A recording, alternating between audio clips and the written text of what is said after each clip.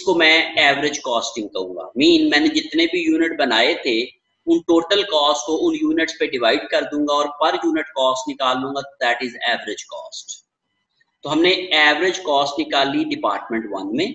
फिर हमने यही कॉस्ट आगे शिफ्ट कर दी और फिर यहाँ पे और मजीद कॉस्ट ऐड हुई और सारी कॉस्ट को फिर टोटल किया और फिर नंबर ऑफ यूनिट्स पे डिवाइड किया, तो फिर एवरेज कॉस्ट निकाल ली डिपार्टमेंट 2 में। फिर हमने इसी तरीके से 3 का भी प्रोसेस को रिपीट किया और 3 में भी फिर और मजीद कॉस्ट लगाई और उसको टोटल किया और उसको नंबर ऑफ यूनिट्स पे डिवाइड किया, तो एवरेज कॉस्ट निकल गई 3 में। और वही हमारी average cost per unit finish goods की आ जाएगी और उसी को हम लोग फिर आगे एवरेज कॉस्ट को हम अपनी कॉस्ट ऑफ गुड्स सोल्ड के अंदर उस तरीके से यूज करेंगे।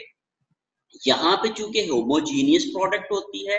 कंटिन्यूअस प्रोडक्शन होती है, एक प्रोडक्ट दूसरे प्रोडक्ट से अलहदा से डिस्टिंग्विश नहीं की जा सकती है। जैसे आपने कोक की बोतलें देखी हैं, जैसे फार्मास्यूटिकल इंडस्ट्री है, तो फार्मास्यूटिकल इंडस्ट्री में भी क्या होता है, प्रोसेस वाइज कॉस्ट को एक्यूमुलेट किया जाता है, इकट्ठा किया जाता है। तो इसलिए जब हम लोग कॉस्ट को टोटल कर लेते हैं तो फिर हम टोटल कॉस्ट,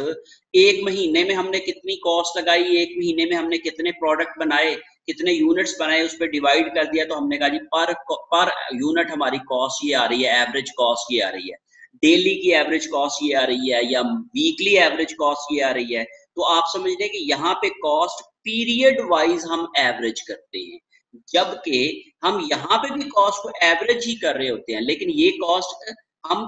क्या करते हैं, ऑर्डर वाइज एवरेज करते हैं। हम कहते हैं जी एक ऑर्डर के ऊपर हम लोगों ने इतनी कॉस्ट लगाई और उस ऑर्डर में कितने यूनिट हम लोगों ने बनाए, तो उसको पे हमने जब डिवाइड किया तो हमने कहा जी कि